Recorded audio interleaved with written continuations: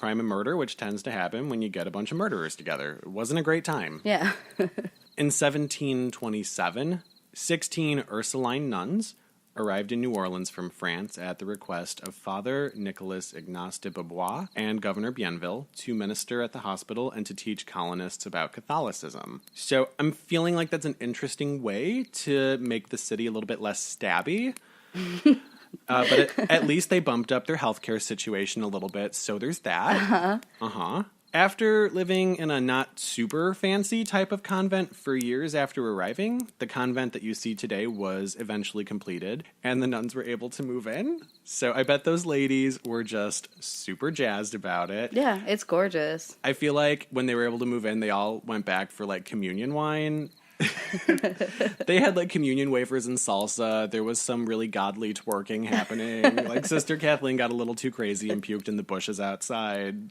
Well, the murder bushes, my bad. With their particular friend.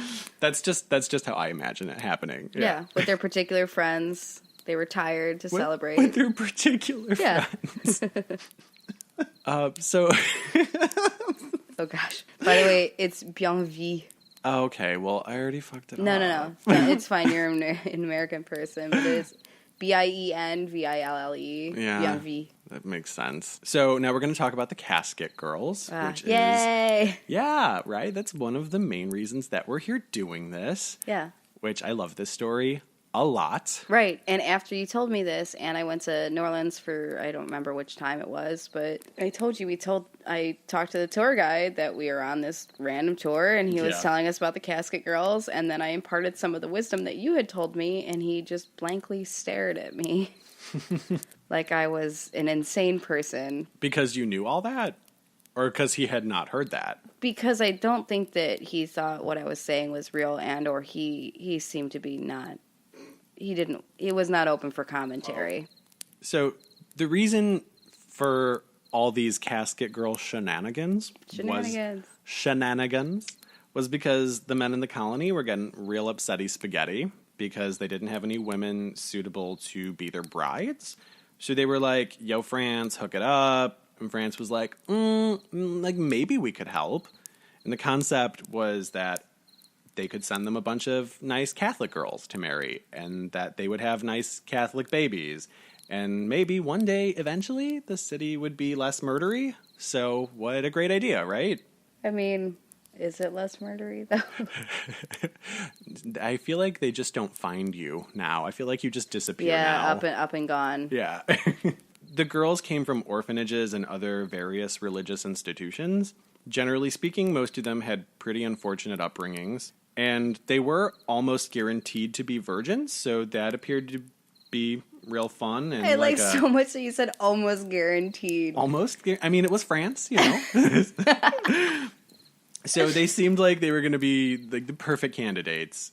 It also seemed like a great opportunity for lower-class wayward girls at the time as well. Right, totally. So, once again, France is like, we have it all figured out, guys. We have so many good ideas happening in the last couple decades. We got this. Right.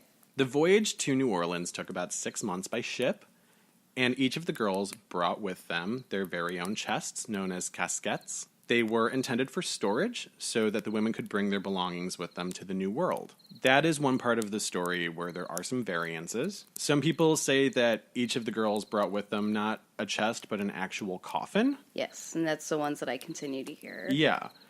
Because people would frequently fall ill and die during the journey. The concern was that they would need a casket for the body. And, you know, at this time, not having a proper Catholic burial basically meant you were going to hell. Right.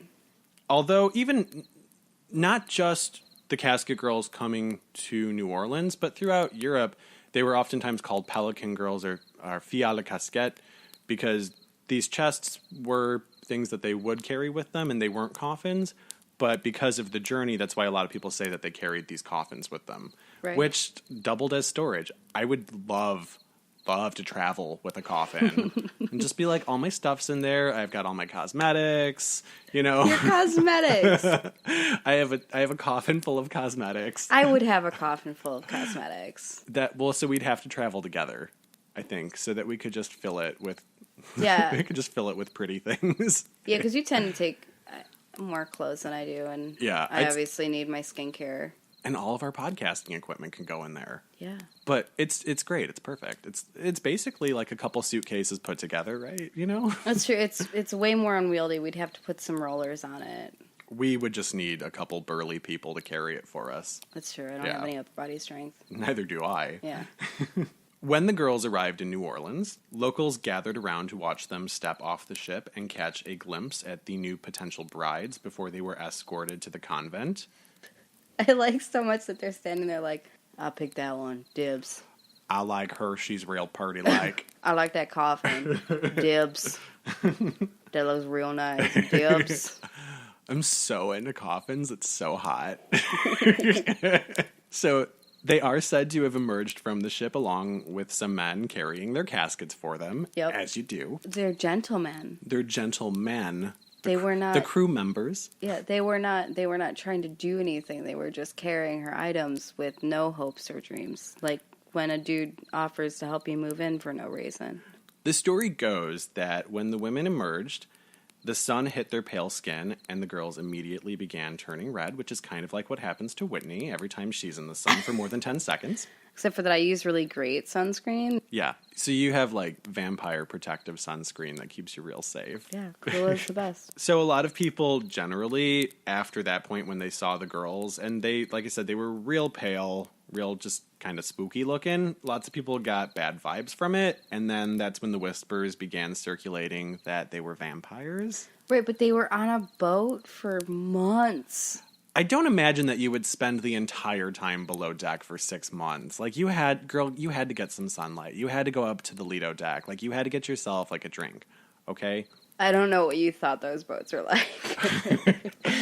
I feel like, just like at a certain point, you're like, you know what, Catherine? I'm going to go upstairs and I'm going to lay out today. I'm going to go scoping out some boys. Like, I'm sick of being down here. Everybody's got scurvy. I'm not into it. Well, also take into account, too, that they had never been on a boat, more likely than not, and not saying that you should go below deck when you are seasick, because that is a bad choice.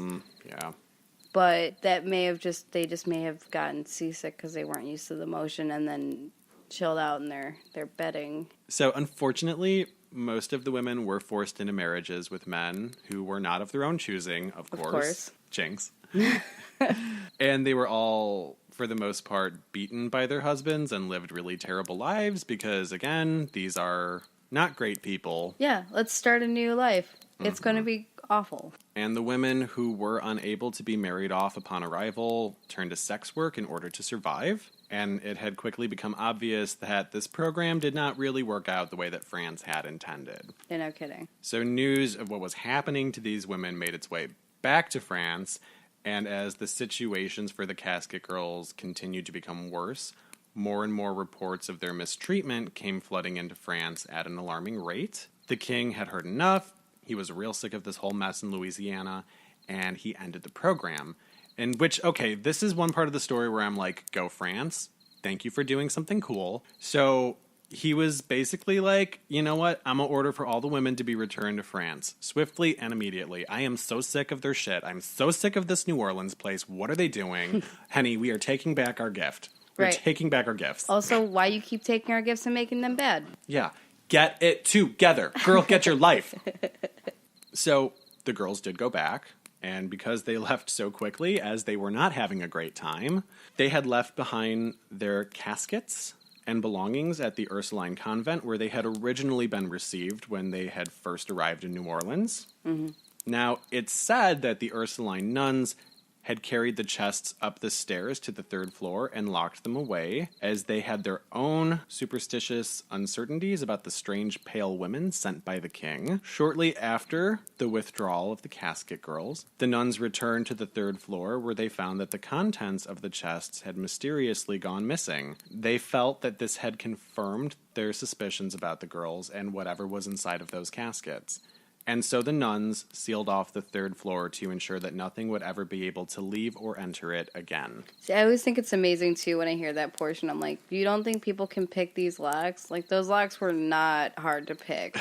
They're like, I missed my sundress. I would like to put it upon my person. Fuck you, nuns. I don't know. I don't think I'd come at 16 pissed off Ursuline nuns. They'd come at you with their angry rosaries and swing them around their heads, like some jujitsu nun shit. I mean, but if they don't know. The power of Christ compels you, oh my gosh.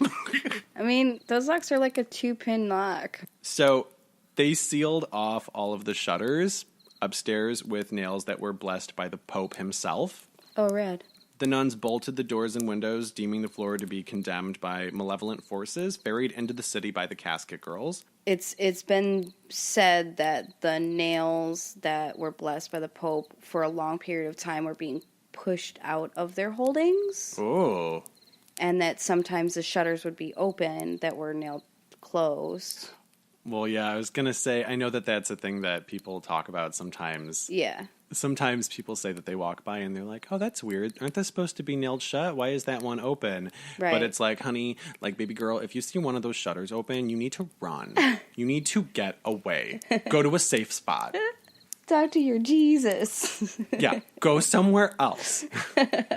Well, and then the weird thing is, I feel like every time I'm in that particular area at night by the convent, it's one of the areas in the French Quarter where there's not a whole lot of traffic of people over there. It's usually kind of quiet at nighttime over there, which is spooky. Yeah. Well, and that statue as well, right? That's the one with the statue in the courtyard, or am I wrong? No, that's the St. Louis Cathedral, but that is a hop and a skip away. Her. Yeah. Okay, that's why I got it all confused. Mm-hmm. Oh, I love that. I love that area over there in Jackson Square at nighttime with all the tarot card readers. Yeah, and but all it's in the psychics. daytime too. Yeah, but at nighttime they have their tables and candles, and it's all spooky and candlelit. Last time we were there, I mean, it seemed pretty normal. But then also too, there was a group of like Amish folk, or I don't know what the particulars were, but they were dressed as you would imagine Amish people to be dressed. And they were real Jesus-y, and they stood in front of all the psychics, and they were singing Bible music.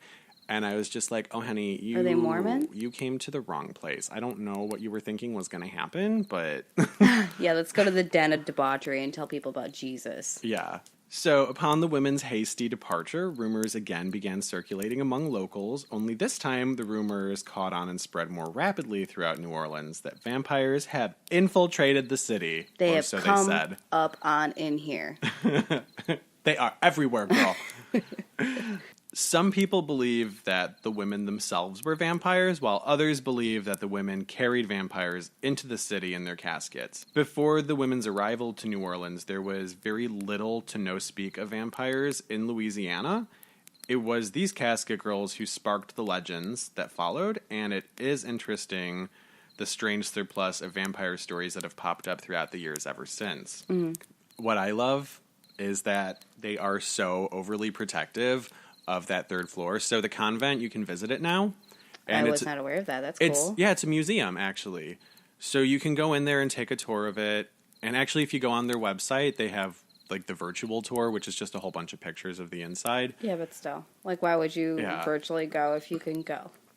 And, they hate when people ask about the 3rd floor. I have no doubt. They get so sick of it. And it's still totally sealed off. And if you ask them what's up there, they'll be like, oh, it's storage. But what I think is so fascinating is that, A, they hate that all of the tour groups in New Orleans stop in front of the convent and tell the story.